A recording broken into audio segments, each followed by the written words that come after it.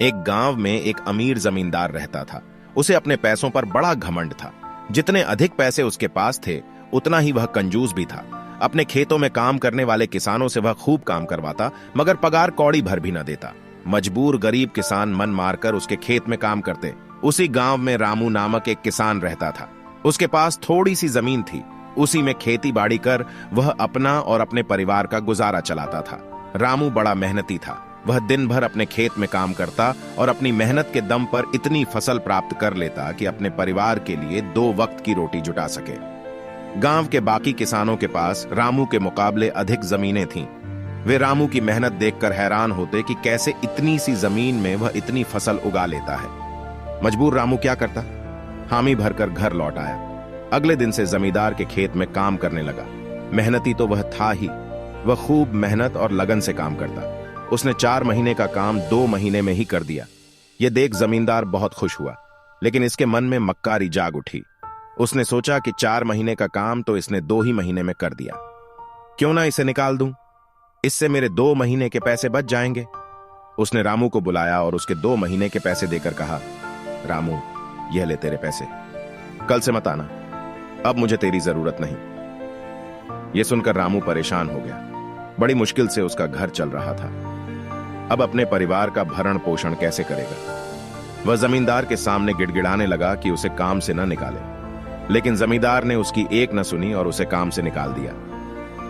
रामू आंखों में आंसू लेकर घर लौटा। चिंता से रात भर उसे नींद नहीं आई। सुबह उठकर उसने फैसला किया कि वह फिर से जमींदार के पास जाएगा और उससे विनती करेगा कि उसे वापस काम पर रख ले।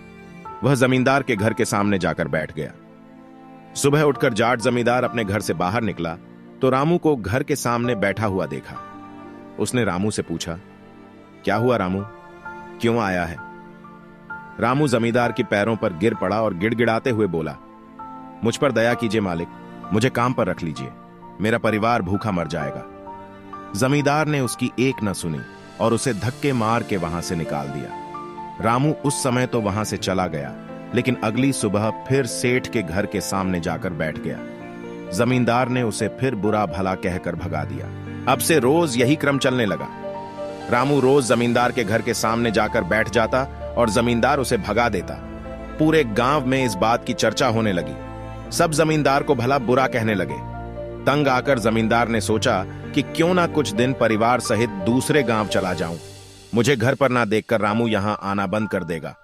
अगले दिन वह परिवार सहित दूसरे गांव अपने रिश्तेदार के घर चला गया। 10-15 दिन रिश्तेदार के घर रहने के बाद जब वह अपने घर लौटा तो मोहन को अपने घर के सामने बैठा नहीं पाया। वह मन ही मन खुश हुआ कि चलो उससे पीछा छूटा, लेकिन वह चकित भी हुआ कि आखिर रामू ने आना बंद क्यों कर दिया।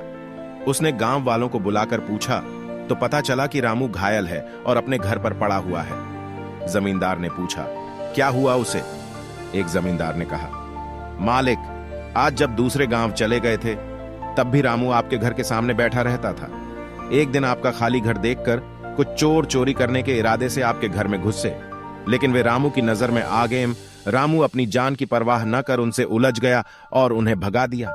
उनके बीच हुई हाथपाई के कारण रामू घायल हो गया। ये जानकर जमींदार को खुद पर शर्म आने लगी कि उसने रामू के साथ कितना बुरा किया, लेकिन इसके बाद भी रामू उसके घर चोरी होने से बचाने के लिए चोरों से उलझ गया। वह पछताने लगा। उसने रामू के घर जाने का फैसला किया। वह रामू के घर पहुंचा तो देखा कि रामू बड़ी दयनीय अवस्था में चारपाई पर पड़ा हुआ है। उसके बच्चे भूख से बिलख रहे हैं। ये देख जमींदार का दिल भर आया। उसने रामू से अपने किए की माफी मांगी, उसका इलाज करवाया और ठीक होने के बाद अच्छी पगार के साथ उसे फिर से काम पर रख लिया।